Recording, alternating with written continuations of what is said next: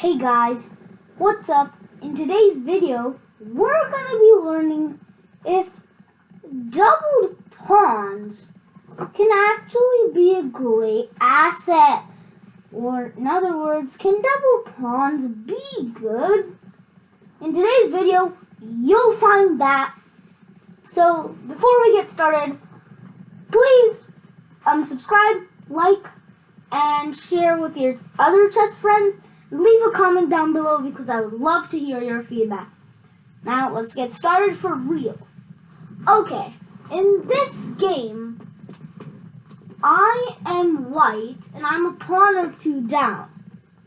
And I drew this game by fortress, but with the tremendous help of these double pawns. So we're going to see how I put these double pawns into big action. So my opponent is black, and I am playing this on the chess.com server, and he does this move. That attacks my bishop, because this bishop is pretty annoying on this diagonal. So that's why I just stay on that diagonal by doing this. Now, these double pawns actually can take on this massive horde of pawns, massive black horde of pawns. Because this pawn, if the E pawn goes down trying to get something, get promoted, then our F pawn, our F2 pawn, because there's two pawns on the F file, so our F2 pawn would just take. And then our king could deal with the rest, and we also have the help of this pawn too, which is also guarding the square. So this one is kind of just like a sub. You can think of it as a sub. So, nevertheless, he did a big mistake. This actually kills all his winning chances. Now to draw from here. So now, basically this dark square bishop will just go here once I capture, then here, then here, then here, and I will also do the same. So it's kind of like a zigzag. So I accepted because I want it to be a draw because I'm a pawn down and I have double pawns, which kind of does mean not good things, but in this game it did mean good things. So now he does this, now I just take, and we both take everyone's pawn. So now all the action is on the king's side. And remember about this pawn horde I was talking about?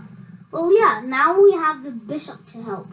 But more importantly, in this position, we have officially reached an opposite colored bishop endgame.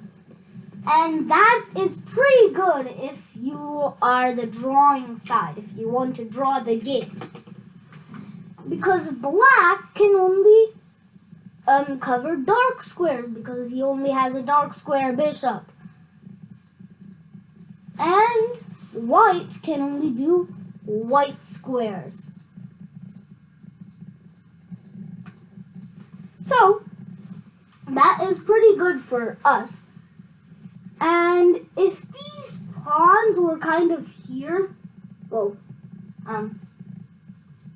kind of here, and this pawn wasn't here, then we could just do this, and we block all the black pawns from entering, and this pawn can do a pretty good job on doing this. But we have to notice that two of our pawns are on light squares, but the best thing is, we can try to go for a win, but that wouldn't work because the king is too close to the pawns, but our king is also close to the pawns, so that kind of does disrupt everyone's winning chances. So that's why computer says it is a draw, but I mean, let's be serious.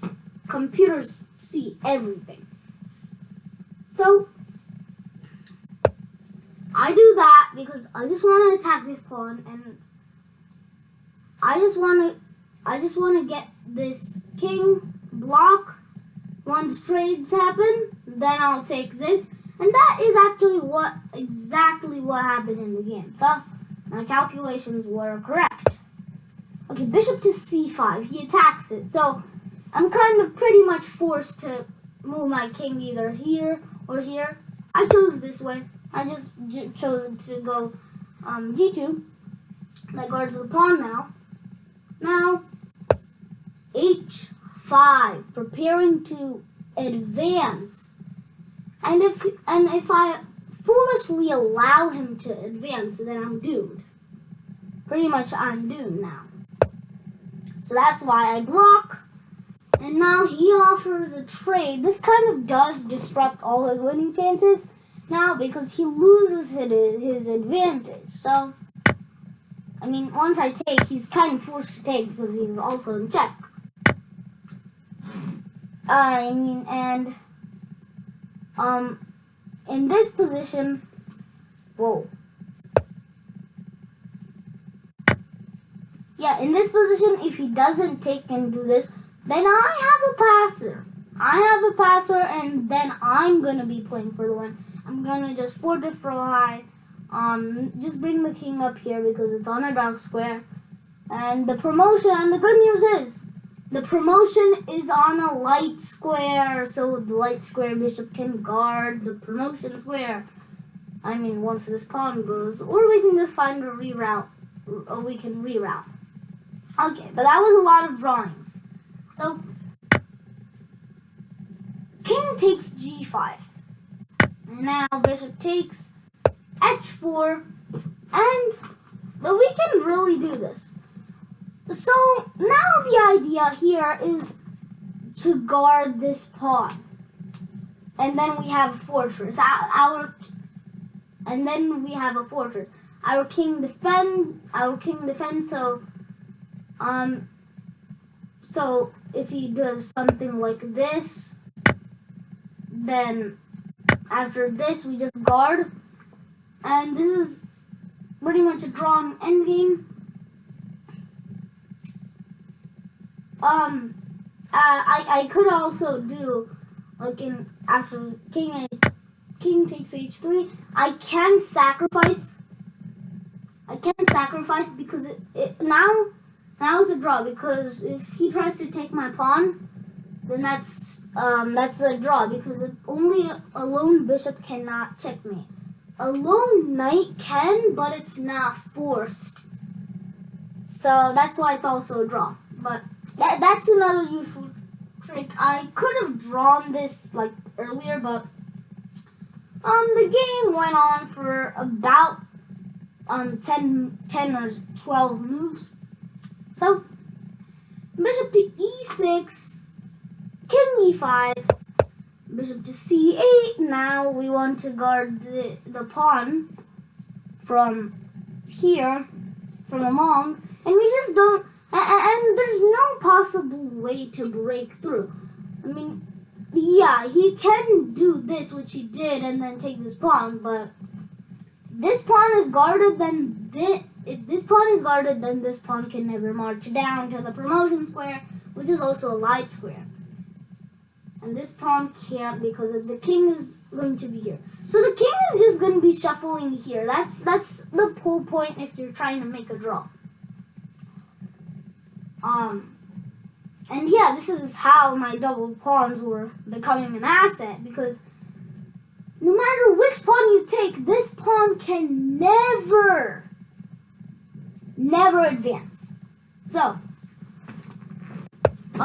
he didn't accept any of my draw offers. Yeah, he didn't accept any of my draw offers.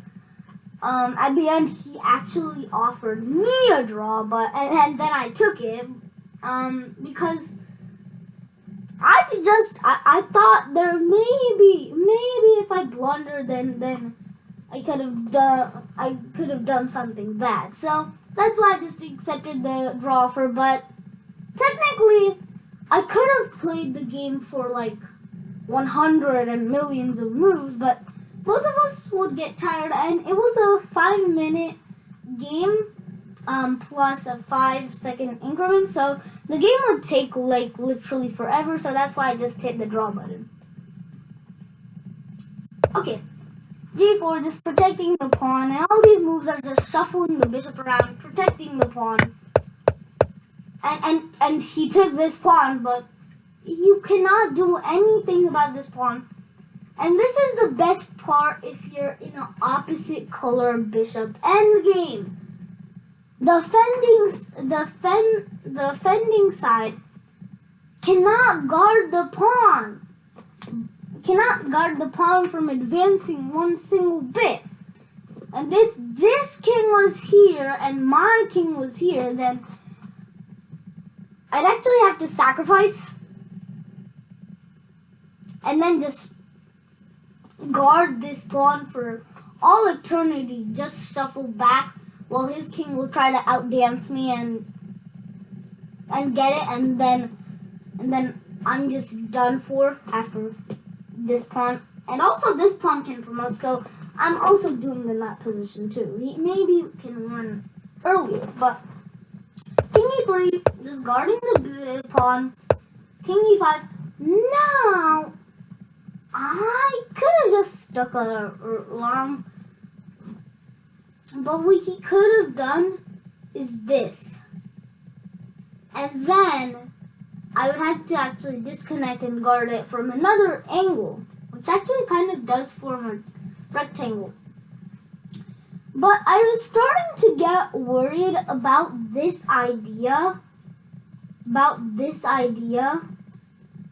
that I would be in zugzwang, which basically means any move you make is bad move.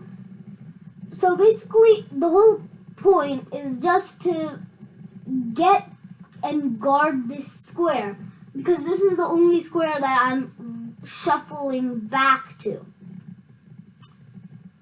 And that's the only square I can shuffle back to. So that's why I would actually kind of be in zugzwang, because I'd have to go here or here. I cannot just do something silly and allow him to advance. Then that's horrible.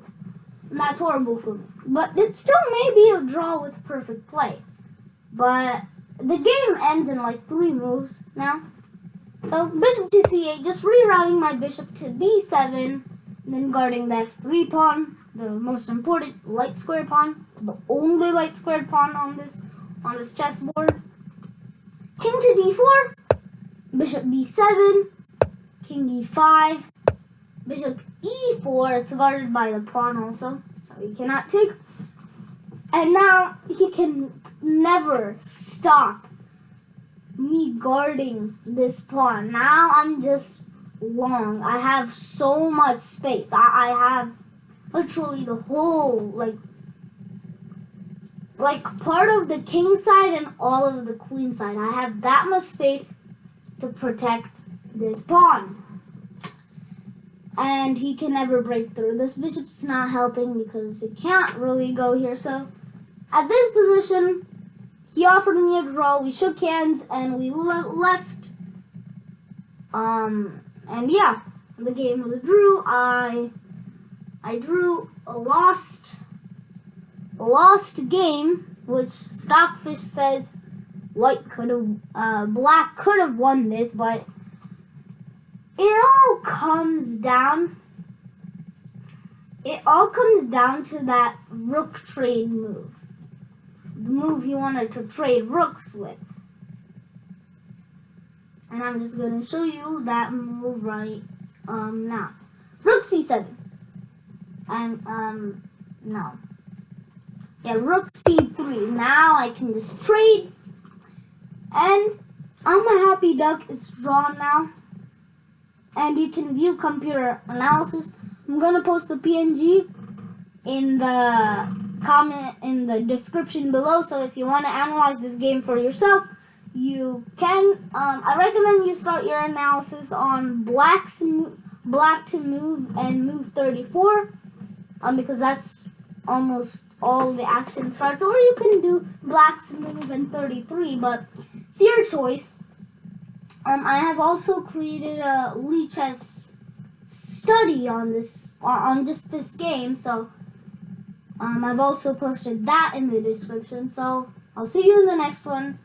Bye bye and take care and stay safe. Bye.